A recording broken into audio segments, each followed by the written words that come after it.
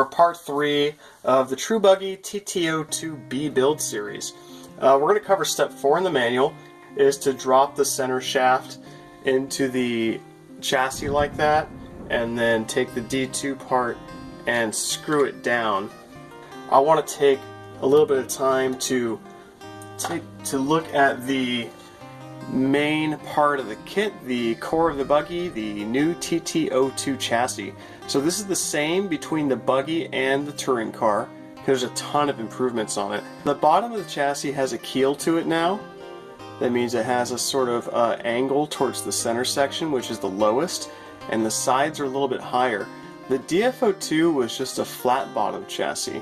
This is nice because when the car is rolling in a turn, it won't lose as much ground clearance towards the outside when it rolls.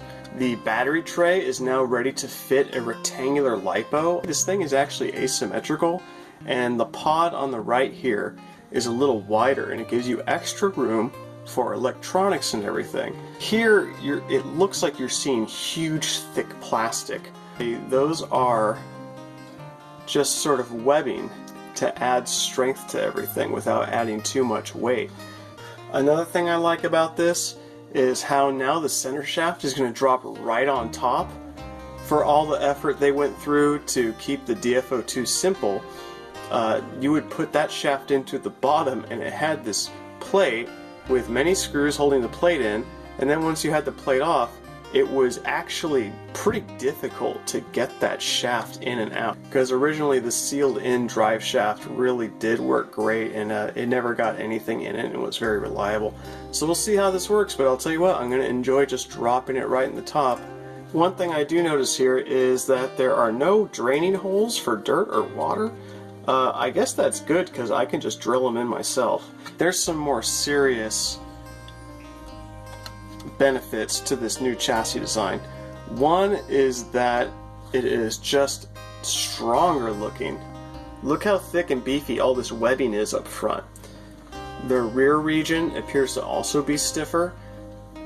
The rear section is a place where you would develop cracks through normal running. At the center of it, these holes are actually for the steering posts. So to have just a short, strong nub, that is very promising, and I don't think we're going to be breaking off those steering posts anytime soon. There's something to be said for a car where you don't need to completely rebuild it onto a different tub every time you have a little accident, and that brings us to the biggest improvement of all.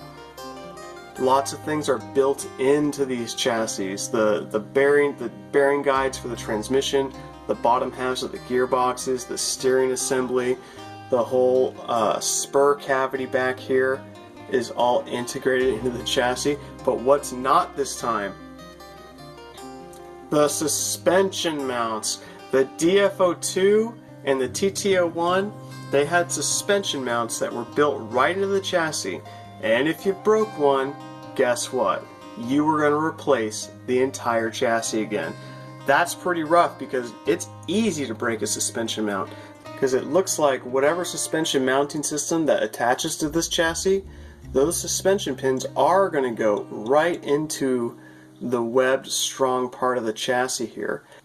I think the suspension is still going on with U-shaped pins, but considering now that the ends of the pins are going to be held by these holes in the chassis, plus whatever suspension mount goes on here, it could be the flimsiest thing in the world, but guess what? If we break it, we're just going to replace the one suspension mount. My main problem with the DF02 was essentially the durability of this main tub.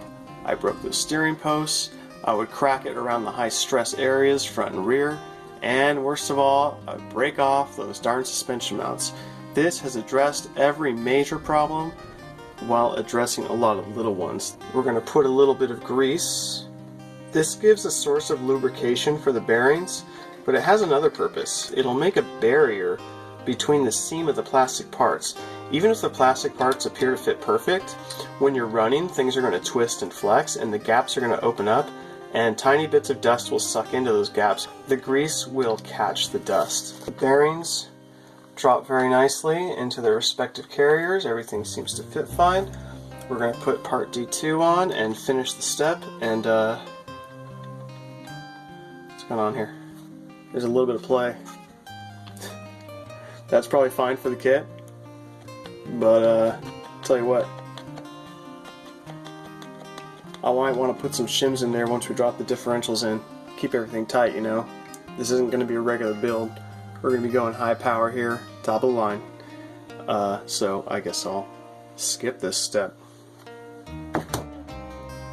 Well, thanks for tuning in, everybody, so we could not do step 4 of the build. See you next time.